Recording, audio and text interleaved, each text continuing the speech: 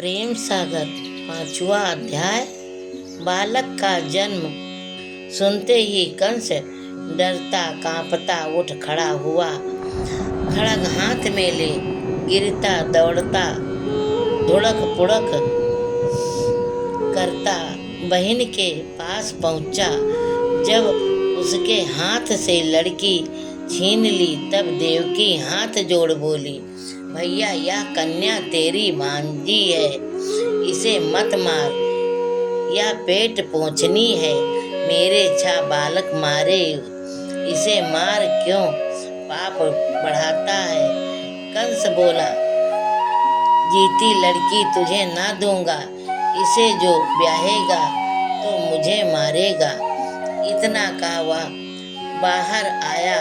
ज्यों ही चाहा कि फिरा कर पत्थर पर मारे, त्यों ही हाथ से छूट कन्या आकाश को गई और पुकार के कह गई कि अरे कंस, मेरे पटकने से क्या हुआ, तेरा बैरी तो जन्म ले चुका है, अब तेरा जी ना बचेगा।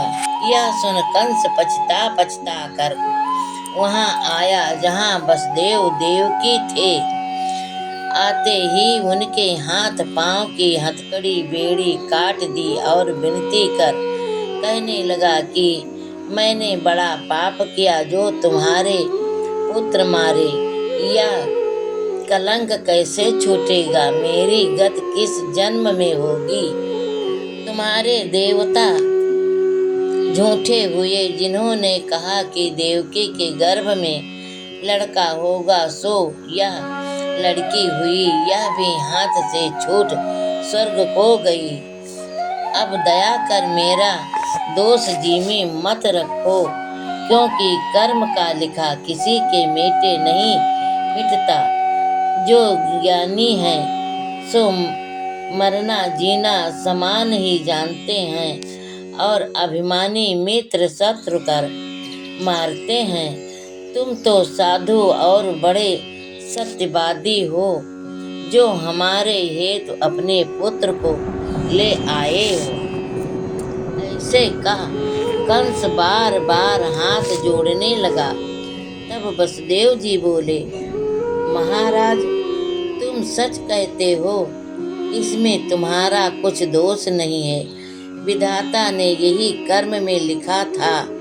यह सुन कंस प्रसन्न हो अति हित से वसुदेव देवकी को अपने घर ले आया और भोजन करवाया, बागे पहिराए। बड़े आदर भाव से दोनों को फिर वहीं पहुंचा दिया और मंत्री को बुलाकर कहा कि देवकी कह गई हैं कि तेरा बैरी जगत में जन्मा है, इसमें सब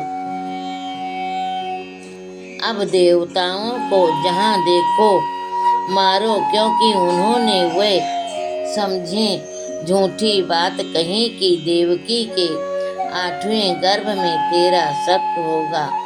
मंत्री बोला, उनका मारना क्या बड़ी बात है, वह तो जन्म के भिखारी हैं। जब आप कोप कीजिएगा तभी वह भाग जाएंगे, उनकी क्या सामर्थ्य है जो हमारे सन्मुख हो।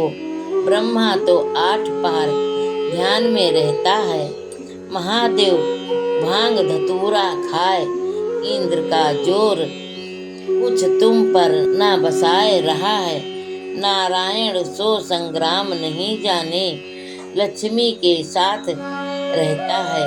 कंस बोला, नारायण को कहाँ पावें और किस विधि से जीतें। तो मंत्री ने कहा, महाराज जो नारायण को जीतना चाहते हो तो जिसके घर में 8 पहर का है वास, तिन्हीं का अब करो विनाश। ब्राह्मण वैष्णव योगी यति तपस्वी सन्यासी बैरागी आदि जितने हरि के भक्त हैं, उनके लड़के से ले बूढ़े तक भी जीता ना रहे। यह सुन कंस ने प्रधान से कहा कि तुम सबको जाकर मारो।